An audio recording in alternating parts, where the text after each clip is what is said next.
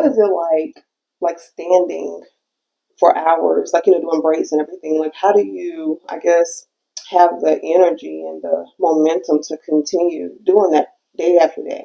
Okay. Well, first, being that it's a passion is not like working. Okay. For me to make sure I take care of my body, I make sure I have good shoes. Okay. I can't come to work looking cute. Some stylists can do it, but for me, by the time, before when I first started, I used to wear the nice little shoes, looking cute, and my body would be broke down. Yeah. When I left, I could barely walk. So for me, the investment of good tennis shoes is always important. And just making sure now I'm bad at taking that lunch break. I am. But I'm trying to get better at that point. Yeah. I've been exercising and trying to get my body back healthy the way it needs to be. So just making sure that I do take those moments. And then also learning to not overwork myself. Yeah. Last week I was like, oh, I'm getting real irritable. Everybody was getting on my nerves. I'm like, Lord. But I was like, you know what? I hadn't had any time off. I was going 2 weeks strong without an off day.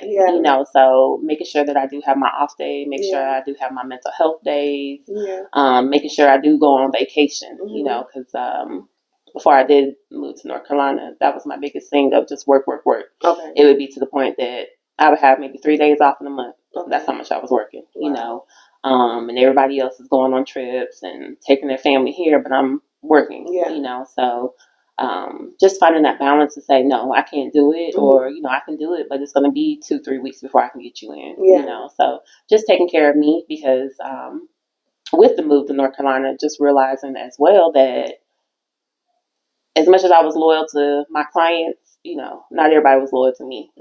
So once I moved away and came back, well, I found somebody else. I'm good. Okay, that's fine. But nothing personal. Definitely didn't mind it, but just taking that time to just make sure that I'm taken care of. Yeah. And then also having the clients that do look out for me. I do have certain ones that like, hey, what are you doing? Do you need food? Let me go get this. Or hey, Trina, I brought you this. It's not necessary to be my client, but I definitely appreciate it, because I don't take the time out that I need to sit down and have a lunch break and eat breakfast. I'm just trying to get to work, so I'm working on that. Yeah. What are the pros and the cons in that business? The pros would be being able to have the flexibility, especially being a single parent. I can make the arrangements, changes that I need. Doing something that I love, learning different hairstyles, because the hair industry is forever changing, so some people will call me like, oh, do you know how to do this? And I'm like, well, send me a picture, because the verbiage, they repeat so many words for certain things, and what I may think you're talking about, it may not be what you're talking about. So just the continuous knowledge, education that I do gain from it. The cons would be just finding, I don't know, it's hard sometimes just dealing with different personalities. Learning to say no is very important. And then also with this industry being my passion, taking your passion and turning it into a business, that's one thing that I'm currently struggling with. Just to be on the correct page of running it like a business. My dad would always say, stop hustling and make it a business. And I'm like, I'm trying, but I'm working on it. Do you ever get people who get their hair did and they don't like it and then they don't want to pay? Fortunately, I have not had that issue where they don't want to pay. I've had people, tell me that, oh, I love it, it's great, and then 2-3 days later, oh, well, this is wrong, that's wrong, and I'm like, well, you don't slept on it, you don't told me that you had so many compliments when you walked out the shop. So just juggling, because it's my business, this is me, at the end of the day, I'm never going to send you out the shop with you not being happy. I'm gonna make sure that you're happy. If it's something that I messed up on, I'm willing to fix it. I usually tell people within that week, if something's wrong, call me, but don't wait 2-3 weeks down the road, to say, hey, something's wrong. Because at this time, you don't worry for 2-3 weeks. Obviously nothing was wrong at that point, So, but yeah, I've been blessed not to have any issues where people can want to pay me.